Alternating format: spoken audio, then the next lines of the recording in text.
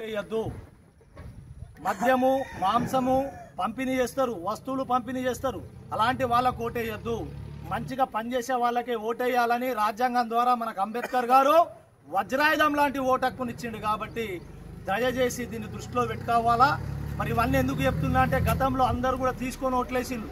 ఇక నుంచి అయినా అట్లా తీసుకోవద్దు. డబ్బులు మద్యము మాంసంకు బానిసలే వేయద్దు. మరి అందరూ కూడా ఒకటి గమనించాలా. ఈరోజు మీకు ఒకటి అడుగుతున్నా, ఇప్పటి వరకు నీతిగా నిజాయితీగా రూపాయి తీసుకోకుండా, దావత్ తీసుకోకుండా, తాగకుండా, ఏ వస్తువు తీసుకోకుండా ఓటేసిన మన వాళ్ళు ఎందరో మీ గుండె మీద చేతేసుకొని చెప్పుకుంది. నాకు తెలిసి ఓళ్ళు ఒక్కోళ్ళు వెళ్తారు, అందరూ తీసుకొని వేస్తున్నారు. కాబట్టే మనము మన రాష్ట్రము మన దేశము అప్పుల పాలవుతుంది. అట్లా చేస్తే ప్రజలు తిప్పల పాలవుతారు. ఆల్రెడీ ఇప్పుడు మీరు చూస్తున్నారు.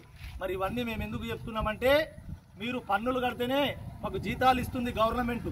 కాబట్టి గవర్నమెంటు ఏం చెప్తుందని చెప్తుంది కలెక్టర్ మేడము, మంచిగా పనిచేసే నాయకులకు ఓటేసి మీ జీవితాలను బాగుపరచుకోవాలని కలెక్టర్ మేడము మా కళాజాతను పంపిస్తే ఇగో ఇట్లా మ్యాజిక్ షో ద్వారా, పాటల ద్వారా, మంచి మంచి విషయాల ద్వారా చెప్పడానికి వచ్చినాం. కాబట్టి దయచేసి మీరందరూ ఇవి విని తెలనోళ్లకు, మీ కుటుంబ సభ్యులకు, దోస్తులకు, ఊరులకు చెప్తే మీ జీవితాలు ఇట్లా రంగుల హరివిల్లు లాగా ఉంటాయి.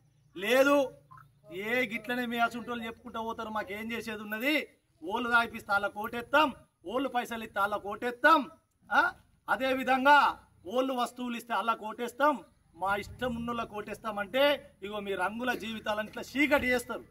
కాబట్టి ఇది సుత్తి అనుకోవద్దు.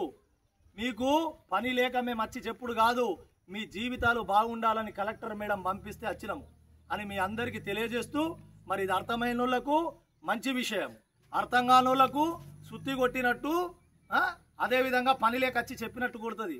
దయచేసి అలాంటి వాళ్ళు అట్లా అనుకోవద్దు. ఇప్పటికైనా కళ్ళు తెరిచి మంచి నాయకుడికి ఓటేయాలా. మనల్ని ఎవరు కాపాడతారు?